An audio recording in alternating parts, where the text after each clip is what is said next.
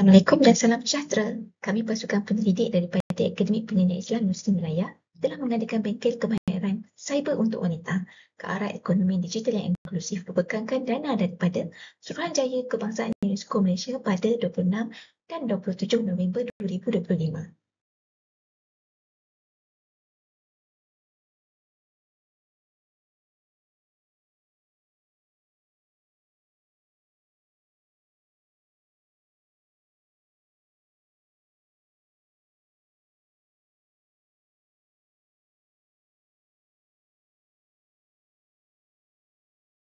Projek ini diketuai oleh Profesor Dr. Nur Fahimah daripada Jabatan Fiqh Usul dan Sains Penggunaan Appium.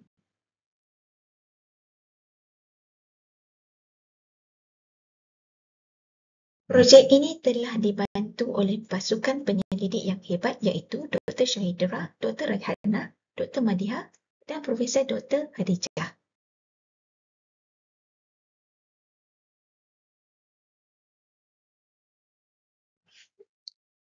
Projek ini berlangsung selama 6 bulan bermula Julai sehingga Disember 2025, merangkumi fasa perancangan, penyediaan modul dan pelaksanaan bengkel. Bengkel ini telah dijalankan di Raudatus Sakinah dalam kawasan Parlimen Gombak. Ia merupakan pusat jagaan yang menempatkan remaja wanita untuk pemulihan dan bimbingan. Ramai penghuni Raudatus Sakinah memang bijak menggunakan telefon dan media sosial, tapi kadang-kadang tanpa panduan yang betul, ada yang terpengaruh dengan dunia selebriti, ada yang tersilap langkah sebab tak sedar risiko di alam maya. Jadi program ini penting supaya mereka dapat lihat teknologi dari sudut yang lebih sihat, bukan sekadar hiburan tetapi peluang. Kami nak bantu mereka kenal risiko cyber, tahu batas agama dan tanggungjawab, dan pada masa yang sama membuka jalan untuk mereka terlibat dalam ekonomi digital dengan cara yang selamat dan beretika.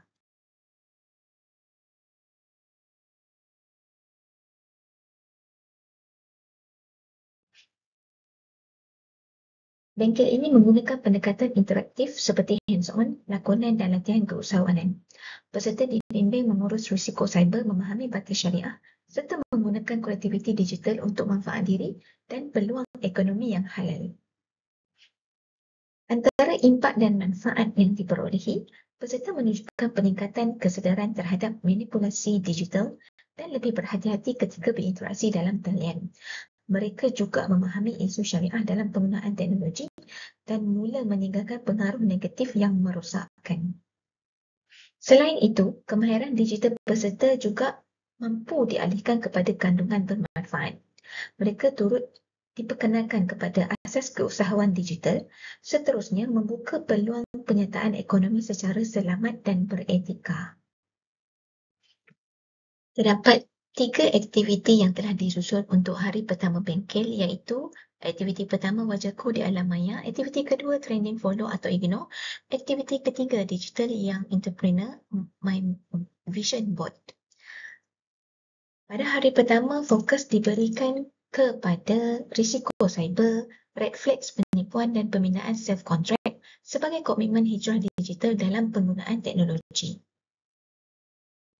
Aktiviti bengkel pada hari kedua lebih menekankan latihan komunikasi dan keyakinan diri melalui aktiviti lakonan dan drama serta simulasi situasi digital agar peserta mampu membuat keputusan yang selamat dalam kehidupan seharian.